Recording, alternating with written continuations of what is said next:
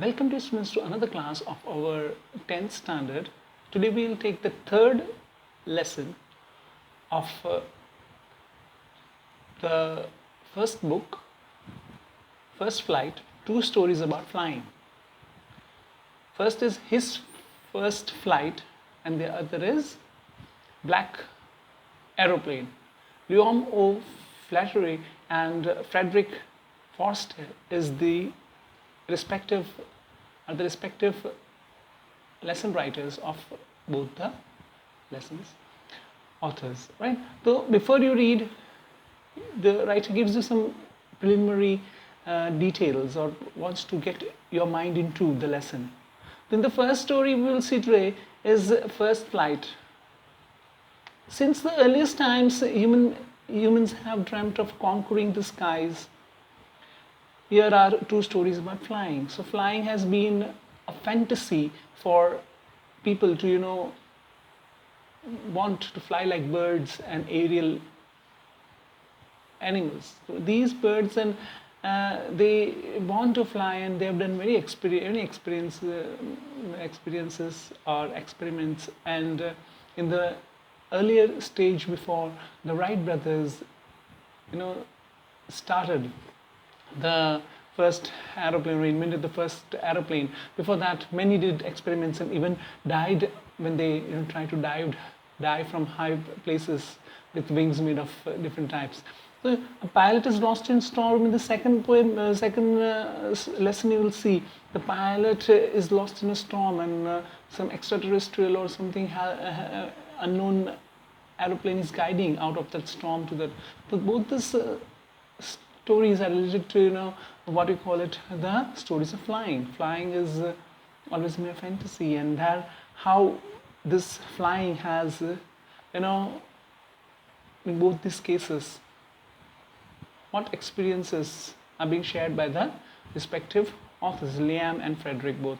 So you will see now Liam's his first flight. Coincidentally, this lesson, first teacher seen here is the name of the book, The First Flight, right? So how it got the name, see? This is a story of a young seagull, and seagull are small, birds of the sea, and the parents initially help a lot to these children to learn how to fly. When you are small, how your mother, parents, or the other family members make you walk, but you fall down many times, you fear walking. These are all young ones who newly born have these problems. And not all your brothers and sisters are alike. Some are naturally talented to fly, walk about, or in the case of birds, fly. In the case of other quadruped animals, they can also move about as soon as they give birth or get birth on the earth. So that is why we say that young ones are being taught by parents all the time of all the animal species on this earth.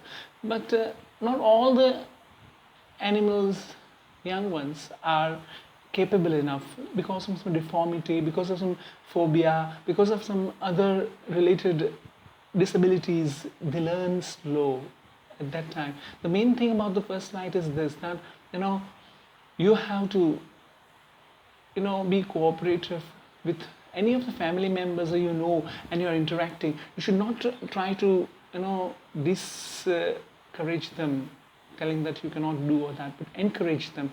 And that is the main theme of this particular lesson that we'll see. The young seagull was alone in his ledge. His two brothers and his sisters had already flown away in the day before. So as soon as they are born, after a few days, the 4 or 5 young brothers and sisters, or young and family, they were there in the young born group. In that, the two brothers, and here it says that the brothers and his sister had already flown. They learned flying. He had been afraid to fly with them. Somehow, when he had taken a little run forward to the brink of the edge and attempted to flap on his wings to become afraid. So he was afraid of flying because of, I so say that many people have phobia and they cannot or fear getting out of their safe haven because there is a chance of failing or risk of life. Many of them don't proceed that way.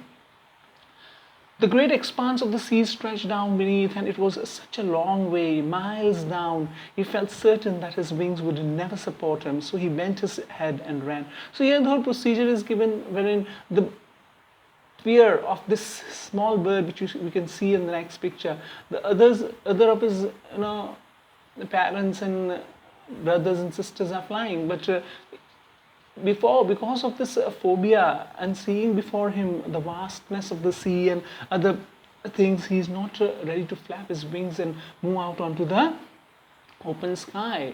So this father and mother had around calling him shrilly, upbraiding him. Upbraiding means scolding him. Why you're not? Sometimes the parents also, you don't do rightly or don't learn fast, then they get angry on you. In the same way, this young seagull is afraid, and there is scolding from his parents as well.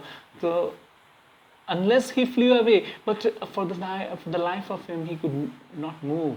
He was fearing his life, that he will fall down from the cliff or he will not be able to flap his wings as per requirement. Then the flight might crash and he might be in the sea, or not able to fly and he will dash across the cliffs and maybe he might lose his life. That was 24 hours ago. Since then, nobody had come near him. The day before, all day long, and he had watched his parents flying about, the brothers, sisters. They were all, seen older catches first herrings. Herrings are the food, the fish they catch for feeding themselves, and their parents do for themselves and the young ones. They teach them. So here also you can see there is this problem. So from the cliff, he's able to absorb and see that the brothers and sisters of his and his parents are nicely moving on the surface of the sea and catching the herrings and other food requirements for themselves. They would dive for the fish. Seagulls, you must have seen, they dive into the water and catch the fish. They have very sharp beak and the sharp eyesight that can see through the water. Parents circled around, crackling, proud, crackling all the morning. The whole family had walked about on the big plateau midway to opposite cliff, taunting him with his covered eyes. Taunting him of his cowardice. All are moving around saying, fly, why are you not moving your wings or not flapping it and moving out into the sea? Your brothers and sisters are doing, the parents are saying that. And at the same time, there is also the taunt. That is, taunting means you are, trying to abuse somebody in a lighter way, but you can't do this, oh, you're such a coward, you can't do, and all that things, that he is hearing from his family members. So he's been called coward. The sun was now ascending the sky, blazing on the ledge that faced the south. He felt the heat because he had eaten since the previous nightfall. So unless he flies into the sky and dives into the sea to get the herrings and other food, then he will have to starve because he cannot eat. Unless you eat, you can't get the strength. So you become weak. This thing happens with this seagull also. He stepped down on the brink of the ledge and standing on one leg with the other leg hidden under the wing, he closed the eye, then the other, trying to not see the vastness of the sea and the phobia to control it and overcome that. He is doing all type of tricks that I have to, otherwise I'll starve to death, and pretending to falling asleep. Still they look to notice on him. Took no notice. Now if he wants to dive, then not dive and want to stay on the cliff and not take risk of life, or not understand or advice of us, then he let him die of starvation. That his brothers and sisters have decided. On the plateau, dozing with the head sunk into the necks. He's dozing and wanting support, or showing his helplessness that he cannot fly, and therefore he's feeling sick and hungry. Only his mother was looking at him. She was standing in a little high hump on the plateau. Hump means the higher side of the. And his father was preening his feathers. Preening means setting right the feathers. So parents do. However, the child is weak. Now and again, she tore at the piece of fish that lay at her feet, and then scraped each side of a beak on the rock. So she has to, the eating has to be done, otherwise she will not survive. So how he loved to tear food that way, scraping his beak now and again to wet it. Wet means to sharpen it, The sharpness of the beak is very necessary. So birds on the rock, they rub it and wet it to make it sharp, so that the flesh of the fish or the herrings and all that they get it from the sea have scales and other harshness that can be used, that can be removed with the help of sharp beaks. Ga, ga, ga, he cried, begging her to bring some food. Cow, cow, how. She screamed back derisively. Derisively is a manner of showing someone that she is stupid. You want food, but you're stupid. You don't move out. Then who will give you? Mother says that. But he kept calling plaintively. And after a minute or so, uttered a joyful scream. Joyful scream. What happens at joy? His mother picked up a piece of fish, and flying across to him with it, he leaned out. The mother knows the trick, how to get this very, inactive type of having phobia. Is the seagull. Mother is concerned, tries to experiment different ways how to make it do the fishing for herself or himself. And then plaintively, and after a minute or so, he uttered a joyful scream, and mother has thrown that piece of fish, and he leans out. The mother has very cleverly thrown it just ahead of the cliff, so he has to move out to catch it, and therefore he is trying to get that, get there. At that time, the climax occurs, that the bird is really in the first flight it is taking in the air, and how risky it is, and therefore the risk taking makes it possible for him to get to the nice way, learning the flight, which is very essential for the seagull to survive. Trying to get nearer to her, she flew across, but when she was just opposite to him, she halted, her wings motionless, the piece of fish in her beak almost within the reach of his beak. He waited a moment in surprise, wondering why she did not come nearer, and then, maddened by hunger, he dived at the fish. Mentally, the seagull is thinking that why I didn't dive, why I didn't catch the food which mother is throwing at me. I am very hungry and I wanted to get it. With a loud scream, he fell outwards and downwards into the space, outward and downward, up till now. The first time it is moving out of the cliff, all the time fearing the vastness of the sea, the depth of this particular cliff and all that. So then he monstrous terror seized him, and his heart stood still. He was near nothing, but it lasted a minute, until 1 minute. The next moment he felt his wings spread outwards. The first flapping of the wings took place under the stomach, and against his wings he could feel his tips of his wings cutting through the air. He was not falling headlong now. Falling headlong means straightway falling. Now if you fly, then the gravity will drag you slowly, but if you don't flap your wings, you will go down. Just like a parachute has to open at the right time when you're nearing the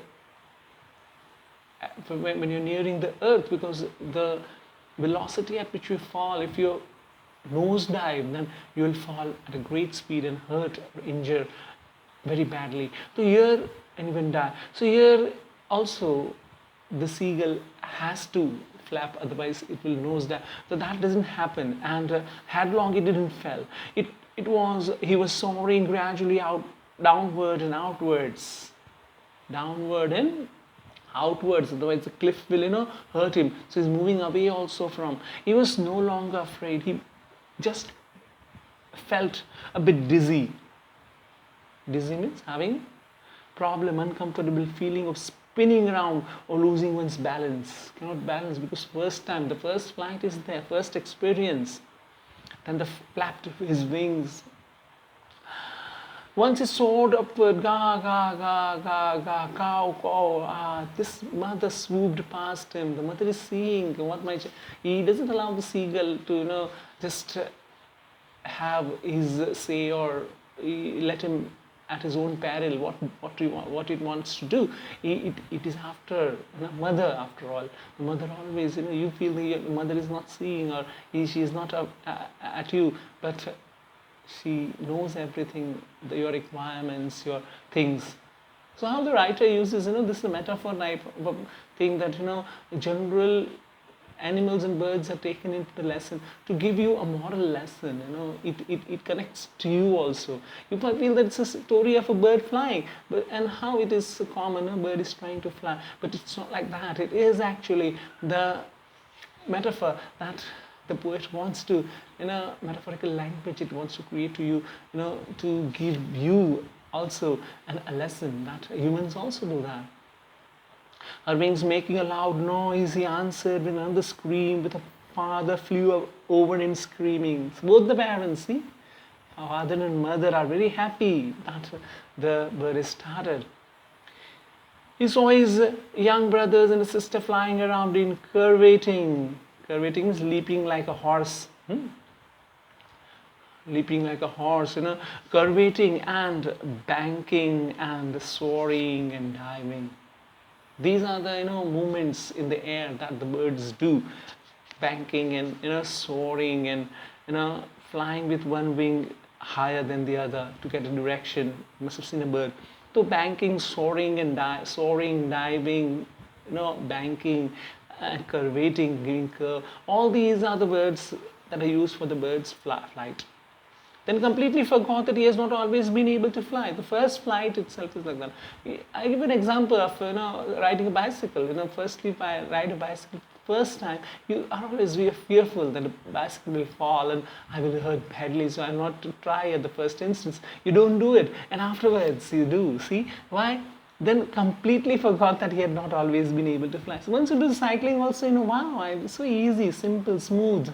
It doesn't create any problem for me. I'm loving the cycling. The same way here the bird is enjoying the flying. Commended himself to dive and soar and curve and shrieking shrilly. He was near the sea now, flying straight over it, facing straight out over the ocean. He saw a vast green sea beneath him, and with little ridges moving over it, and he turned his beak sideways and cawed amusedly.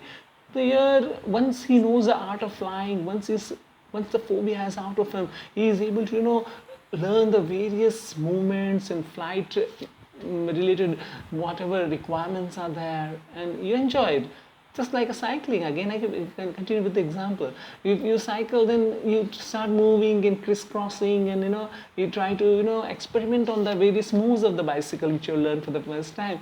The same thing over here is happening with the first flight that the bird does. Amusedly, amusing way means, wow, this can also happen. Wow, so nice, I enjoy it. All these things happens with the seagull. The same thing you have experience when you learn something new like a bicycle. His parents and his brothers and sisters landed on his green flooring ahead of him. So all are ahead of him, trying to guide him. Come after us, see, you learn this way, and they teach. They were beckoning on him, come, staying ahead and telling you to come behind or follow. That is called beckoning him. Calling shrilly, he dropped his legs to hand onto the green sea.